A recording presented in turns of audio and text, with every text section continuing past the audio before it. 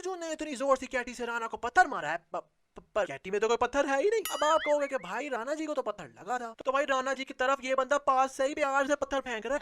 अबे दोनों आंखें खोल कर कौन स्नाइपिंग करता है?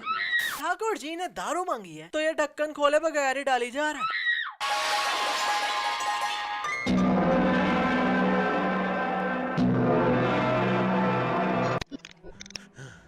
तूने फिल्म सेंस को सब्सक्राइब नहीं किया या किया है? नहीं किया, मैंने नहीं किया।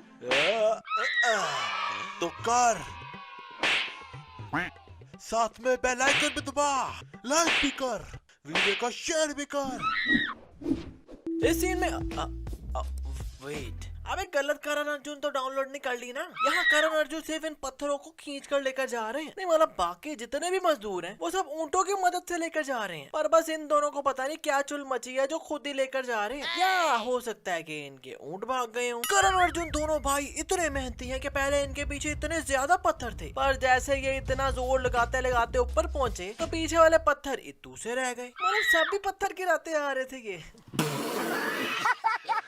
अब सब मजदूर अपनी मजदूरी लेने खड़े हैं, तो भाई आई एम नॉट रेसिस्ट, पर इनकी शक्लें देखो आप, लग रहा है ना कि इन्होंने सारा दिन धूप में काम करके मजदूरी की है। और अपने करण अर्जुन भैया को देखो आप, लिटरली जो बंदे आराम से ऊंट के साथ बांध कर पत्थर लेकर जा रहे थे वो ऐसे दिख रहे हैं, और जो बेचारे जोर लगा लगा कर इतनी धूप में पत्थर लाए वो इतने ज्यादा चमक रहे हैं। अब यार मैं सर्फ से भी मुंह धोऊं तो मैं इतना नहीं चमकता जितना ये 20 साल से धूप में मजदूरी करके चमक रहे हैं। करण अर्जुन भागे भागे रेस लगाते माँ की चूड़ियां लेकर आते हैं, तो जब यहाँ से टापने लगते हैं तो यहाँ अंदर कोई भी नहीं खड़ा, और जब ये जंप लगाते हैं तो एकदम इनकी माँ की टांग आ जाती है, जबकि पहले यहाँ कोई नहीं था।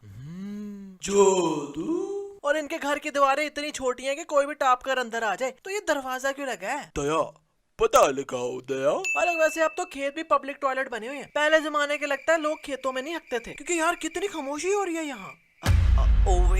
अर्जुन जब अपना टैलेंट दिखा के इस मटके में छेद कर देता है तो ये मटका सूसू करना चालू हो जाता है। तो करण एक छोटा सा मग लेकर जाता है जो कि मटके के पास जाकर बड़ा हो जाता है। फिर ये वापस अपने माँ भाई के पास लाता है तो ये फिर छोटा हो गया। फिर इस छोटे से मग को जब माँ पकड़ती है तो ये फिर बड़ा हो गया। वैसे यार इट्स ऑकवर्ड कि दे आर 29 और अभी भी इनकी माँ इन्हें बैकयार्ड में लेकर गई है कि मेरे सामने खेलो, और फिर ये दोनों रेसे लगा रहे हैं, और फिर ये तीनों एक दूसरे का हाथ पकड़ के एकदम स्ट्रेट चल रहे हैं कि ये कहीं खो ही ना जाए। नहीं मतलब कम ऑन आंटी जी, ये दोनों 29 साल के हैं यार। करण अर्जुन के ये लोग गले में रस्सी डालकर खींच रहे हैं, और जैसे घोड़े पर इन्हें खींचते हुए लेकर जा रहे हैं तो रस्सी तो इनके बाजुओं के नीचे बंधी हुई है। अर्जुन इस चिरकुट को खींचता है तो ये उड़ के गिरता है और नीचे से घोड़ा निकल के आगे चला जाता है, और जैसे कैमरा अर्जुन पर दोबारा आता है तो घोड़ा तो एकदम उसके पीछे ही खड़ा हुआ है। और फिर ये सब करण अर्जुन को तलवारों से मार रहे हैं, पर आवाज मुक्कों की आ रही है।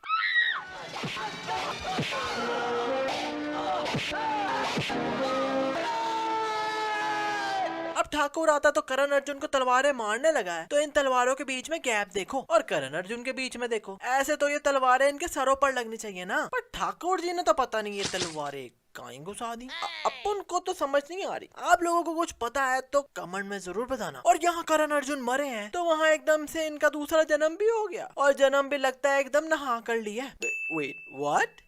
अबे डॉक्टर अंकल, ये कोई रंडी खाना है, ये कोई रंडी खाना है। अब करण पार्ट 2 बड़ा हो गया है और फाइटर बन गया है जो अपने किक की हवा से ही दूसरे बंदे को नॉकआउट कर देता है। और भाई एक बात मुझे समझ नहीं आई कि जब भी करण भैया इस चिरकुट को मुक्का मारते हैं तो इसके बालों से इतना ज्यादा पानी गिरता है, लगता है सारा मानसून का पानी इसके बालों में जमा हो गया। क्या आंटी 20-25 साल से लगी हुई है कि मेरे करण अर्जुन आएंगे, जमीन की फाड़ के आएंगे। अरे घोचू उसमें सेंसर करने वाली क्या बात थी? अच्छा तो ये आंटी कह रही है बेटे आएंगे, मेरे करण अर्जुन आएंगे। अरे आंटी को शादी वादी करोगी तो आएंगे ना, वो तो दूसरा जन्म हो गया तो बाय चांस आ गए। पर पूछना बस ये था कि अगर इस फाइट में करण अर्जुन भैया फिर मर जाते तो क्या ये आंटी फिर अगले 20-25 साल तक लगी रहती कि मेरे करण अर्जुन आएंगे, मेरे करण अर्जुन आएंगे। दूसरी तरफ अर्जुन पार्ट 2 भी बड़ा हो गया है और फुटबॉलर बन गया है। बस इतना फर्क है कि अर्जुन भैया इंसानों को किक मार के फुटबॉल की तरह उड़ाकर गोल करते हैं। नहीं मतलब सीरियसली ब्रो, ऊपर से जब ये बॉडीगार्ड आ रहा होता है तो कार का ट्रंक बंद है और अर्जुन ने किक मारी तो ये तो पहले से खुला हुआ है। इस सीन में सोनिया आकर कहती है कम ऑन ये लो। अच्छा क्या ऐसे रही थी जैसे बड़ी एक्सपर्ट है। ये क्या बचपना है बेटी? निशाने की प्रैक्टिस कर रही हूँ कि निशाना लगता ही नहीं। वाह भाई, मतलब थोड़ा सा निशाना आजू बाजू हो जाता तो अपने बाप का मुंह फोड़ के कहना था इसने। प्रैक्टिस कर रही हूँ, ये निशाना लगता ही नहीं। आहा, यहाँ ठाकुर जी जा रहे होते हैं तो इनके सामने करण अर्जुन भैया की अम्मी जान आ जाती हैं और यहाँ लिटरली दूर दूर तक कोई भी नहीं है। पर जैसे ये लोग उन्हें उड़ाने लगते हैं तो ये बाबा पता नहीं कहाँ से निकल आया। करण अपने बाहुबली वीडियो शुरू करने से पहले लेट मी चेक कि क्या आप में फिल्मी सेंस वाला कीड़ा है या नहीं। So tell me कि इस पिक्चर में कैट मतलब बिल्ली कहाँ है। जल्दी से वीडियो को पोस्ट करके कमेंट में बताओ। अगर नहीं दिखी तो वीडियो को एंड तक देखना क्योंकि इसका आंसर मैं वीडियो के एंड पर ही बताऊंगा। And now let's go to Baahubali, a blockbuster movie of 2015 जिसे देखकर हर बंदे ने सोचा कि कट्टप्पा ने बाहुबली को क्यों मारा। द आंसर इज गलती से। हाँ भाई, राजमाता से वफा के चक्कर में ना कोई इन्वेस्टिगेशन की और सीधा ही बाहुबली से बेवफाई कर दी कट्टप्पा ने। और रीजन था गलतफहमी। इस जन्म में हम इस पाप से कभी मुक्त हो सकेंगे माँ? कट्टप्पा चुप हो जा, सातवीं फेल चुप, एक शब्द नहीं बोलेगी।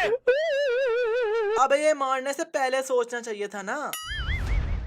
Baahubali the beginning by the director S S. Rajamouli, जिन्होंने बाहुबली के बाद इतना पैसा बना लिया कि शायद अब कुछ और ना ही बनाए। ब्रिंग्स यू अ मूवी जिसमें एक औरत एक प्लास्टिक के गुड्डे को बचाने के लिए खुद पानी के अंदर जाकर स्टैचू ऑफ लिबर्टी बनी रही। आई मीन लिटरली ये आंटी खुद पानी के अंदर गई हैं। बाहर रहती तो खुद भी बच जाती और बच्चा भी बच जाता क्योंकि पानी का लेवल नीचे ही है इनसे। और पानी में इतने घंटे रहने के बाद भी उनका खड़ा रहा हाथ, और इनका हिल भी रहा है हाथ, मतलब ये जिंदा थी। But this guy was like बच्चा उठाओ और आंटी जाए तेल लेने। Witness the saddest story of Shiva, जो गलती से ऐसे गांव में चला गया और बड़ा भी हो गया जहां एक इत्तू सी लड़की भी नहीं है।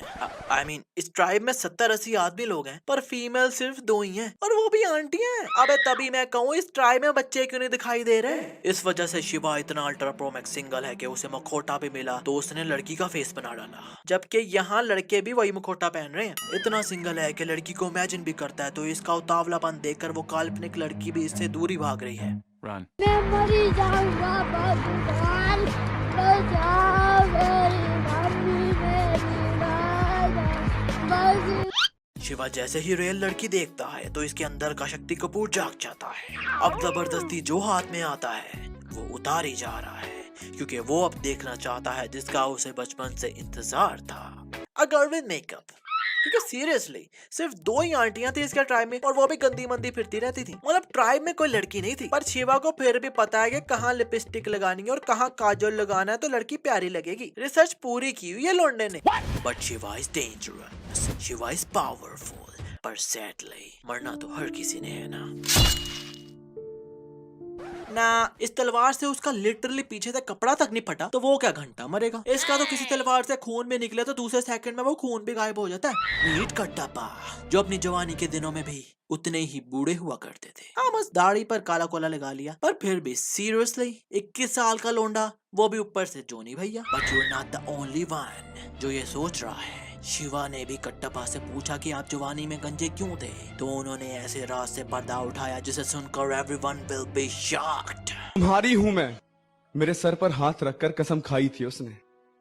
तुम्हारी हूं मैं, मेरे सर पर हाथ रखकर कसम खाई थी उसने। भरी जवानी में बाल झड़ने लगे, लगता है झूठी कसम खाई थी उसने। कट्टप्पा की स्पेशलिटी है कि ये किसी भी तलवार को देखकर उसकी मजबूती और रफ्तार का बता सकते हैं। अद्भुत है ये शमशीर, लेकिन मुझे माफ करें असलम जी, हमारी रफ्तार के आगे नहीं टिकेगी। मीनवाइल कट्टप्पा की तलवार मुझसे टकराना होगा।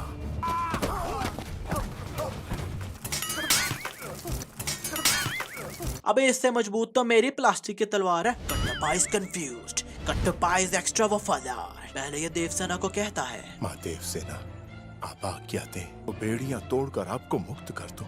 मान जाइए माँ, मैं आपसे विनती कर रहा हूँ। पर देवसेना को जब कोई छुड़ा कर ले जाए तो उसे वापस लाकर कैद में डालने के लिए भी यही भागता है। इसके हाथ पैर कट भी जाए। जी युवराज। इतने वफादार हैं कि पहले बाहुबली को मारा, फिर बाद में कह रहे हैं मैं हूँ।